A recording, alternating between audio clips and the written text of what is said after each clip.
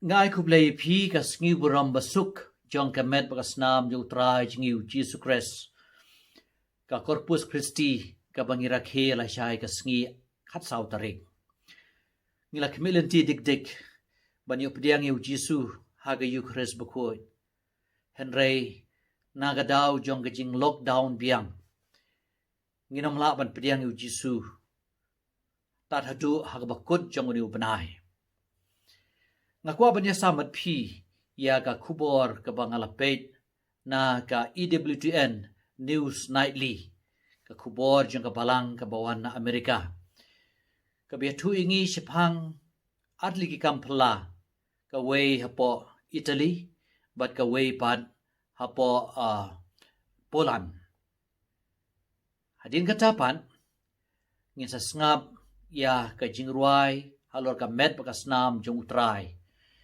kani ka jingruai ka bangle ruai lang but ka lam jing shai kwayar maukhar ha ka artarik nai basaw snem arhajar ha ka jing kantang bishop yaw archbishop Dominic Jala tu blen kor khu do ip ki pa ju blei wala phimpat la ban pediang yu Jesu ha ka yu Christ bukoi ka jing thrang ka jing phi yu ka long ru kum ka jing pediang yu namar u blei u la ban ayengi ya ki aka ba ngimla ban mudur baun ai te klempep un sa panja sliang yangi ha ka ning por jong ka jing thrang jingi ban pediang yu Jesu ha ka yu Christ bukoi.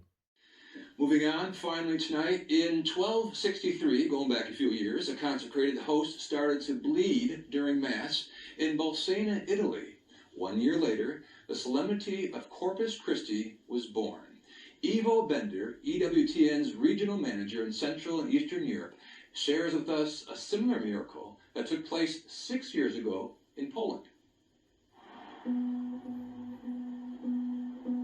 The Eucharistic miracle took place here in the town of Legnica, Poland, on Christmas Day in 2013.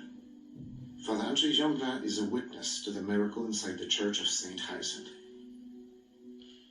Konsekrowany na ziemię podczas udzielania Komunii Świętej. Father Andrzej says that during Christmas Mass, the consecrated host fell onto the floor. When it was carefully restored and placed in water, red stains started to appear on the host.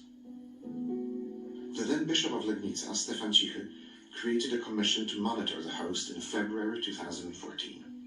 The Szczecin University's Department of Histopathology identified the material as myocardium, fibers of human heart muscle. Tests also showed that the fibers experienced severe stress that often appears in agony. This scientific conclusion was examined by the Vatican, and in 2016, it gave permission for the host to be exposed for veneration. Żeby powiedzieć, czyje to jest DNA, to jednak to jeszcze wymaga dalszych badań. Father Andrzej says there is still a long path of investigation ahead for scientists, but Legnica is attracting pilgrims from around the globe who want to witness the miracle with their own eyes. The monstrance is placed before a Divine Mercy image to remind visitors of Christ's loving heart. In Poland, Ivo Bender, EWTN News Nightly.